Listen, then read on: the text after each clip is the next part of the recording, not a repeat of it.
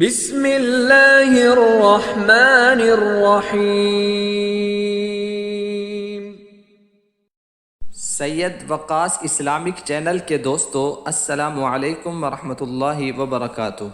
پیارے بھائیوں اور بہنوں، امید کرتا ہوں آپ جہاں بھی ہوں گے اللہ تعالیٰ کے فضل و کرم سے خیر و عافیت سے ہوں گے۔ میں دعا گو ہوں آپ تمام کے لیے، اور بالخصوص جو ہمیں کمنٹس میں دعا کے لیے خاص کہتے ہیں، نام لکھتے ہیں، آپ نے آمین کہنا ہے۔ یا اللہ، آپ سب کے نام جاننے والے ہیں، ان تمام کی ہر جائز حاجت کو پورا فرما، پریشانیوں کو دور فرما، ان میں سے جن کی اولاد نہیں ہے انہیں نیک صالح اولاد عطا فرما، جن کے رشتے میں رکاوٹیں ہیں سب کو ختم فرما، آمین۔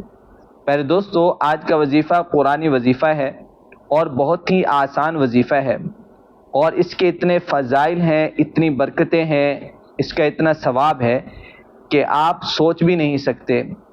حضرت امام محمد ابن سیرین رحمۃ اللہ علیہ، جو کہ کسی تعارف کے محتاج نہیں، ائمہ معبرین میں سے بھی ہیں، آپ کے تقوی پرہیزگاری کا یہ عالم تھا کہ جب اذان کی آواز سنتے تو تھر تھر کانپنا شروع کر دیتے، اور جب کہیں بیٹھے ہوئے ہوتے اور موت کا تذکرہ ہوتا تو چہرہ پیلا پڑ جاتا، زرد پڑ جاتا، اور ایک دم خوف میں آ جاتے۔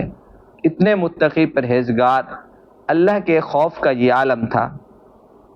ان کی بارگاہ میں اکثر لوگ آتے رہتے اور سوالات کیا کرتے اور خوابوں کی تعبیر پوچھا کرتے، کیونکہ یہ تعبیر بتانے کے بہت بڑے امام تھے۔ ایک شخص آیا، اس نے کہا، یا ابن سیرین، میرے ہاں بے اولادی ہے، آپ دعا کیجئے، کوئی وظیفہ بتائیے۔ فرمایا کہ استغفار کر۔ دوستو، یہ لفظ استغفار نہیں ہوتا بلکہ استغفار زیر کے ساتھ ہوتا ہے۔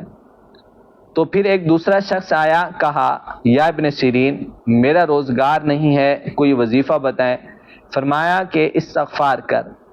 ایک تیسرا آدمی آیا اور کہا، یا ابن سیرین، میرے یہاں بے برکتی ہے، آپ ایسا وظیفہ بتائیں کہ برکت آ جائے۔ فرمایا کہ استغفار کر۔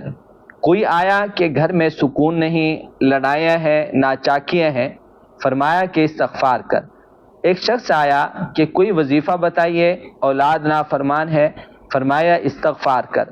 اسی طرح لوگ آتے رہے اور اپنے اپنے مسائل عرض کرتے رہے، سناتے رہے، سوالات کرتے رہے۔ ایک شخص ایسا آیا، کہا، حضور دعا فرمائیں کہ بارش ہو جائے، کوئی وظیفہ بتائیں کہ ہم کریں اور بارش ہو جائے۔ کہا، قحط سالی ہے، مشکلات ہیں۔ فرمایا کہ استغفار کر۔ ایک نے کہا، میری کھیتی اچھی نہیں ہے۔ فرمایا کہ استغفار کر۔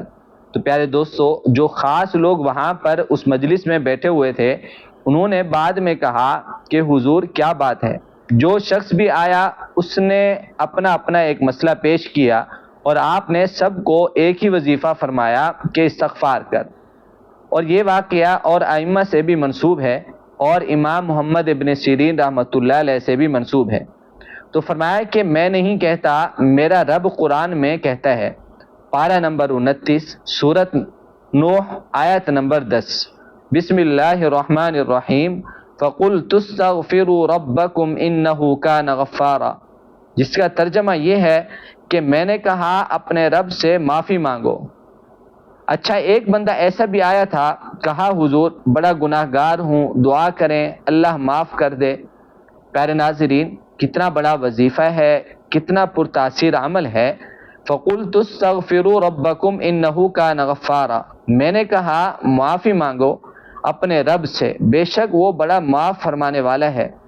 جب بندہ رب سے معافی مانگے گا تو اللہ معاف فرما دے گا۔ يُرْسِلِ السَّمَاءَ عَلَيْكُمْ مِدْرَارًا، سورۃ نوح، آیت نمبر 11، تم پر موسلا دھار بارشیں برسائے گا۔ نمبر 3، سورۃ نوح، آیت نمبر 12، وَيُمْدِدْكُمْ بِأَمْوَالٍ، تمہارے مالوں میں اضافہ فرمائے گا۔ اور آگے فرمایا، وَبَنِينَ، تمہارے اولادوں میں اضافہ فرمائے گا۔ دوستو، اب آپ توجہ کریں کہ کتنے ہو گئے۔ نمبر 1، گناہ کا معاف ہونا۔ نمبر 2، بارشیں برسنا۔ نمبر 3، مالوں میں اضافہ۔ نمبر 4، اولاد میں اضافہ۔ نمبر 5، وَيَجْعَلْ لَكُمْ جَنَّاتٍ، اور تمہارے باغات ہرے بھرے فرمائے گا۔ نمبر 6 وَيَجْعَلْ لَكُمْ أَنْهَارًا، اور تمہارے لیے نہریں بنا دے گا۔ تو ناظرین آپ دیکھیں کہ ایک وظیفے سے 6 فائدے مل رہے ہیں۔ گناہ معاف، قحط سالی ختم، بارشیں ہوں گی، مال میں اضافہ، اولاد میں اضافہ، باغات ہرے بھرے اور نہریں بنائے گا۔ تو آپ کم از کم ایک تسبیح 100 مرتبہ روزانہ معمول بنا لیں استغفار کی۔ جو بھی مسائل ہوں بس استغفار کو لازمی کر لیں، اپنے اوپر پڑھنا بہت ہی آسان ہے۔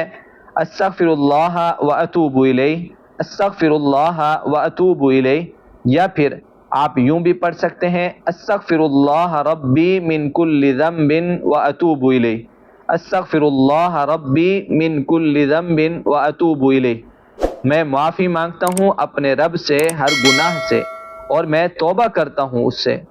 اللہ سے دعا ہے اللہ ہمیں عمل کرنے کی توفیق عطا فرمائے، اللہ ہم سب کا حامی و ناصر ہو۔ السلام علیکم ورحمۃ اللہ وبرکاتہ۔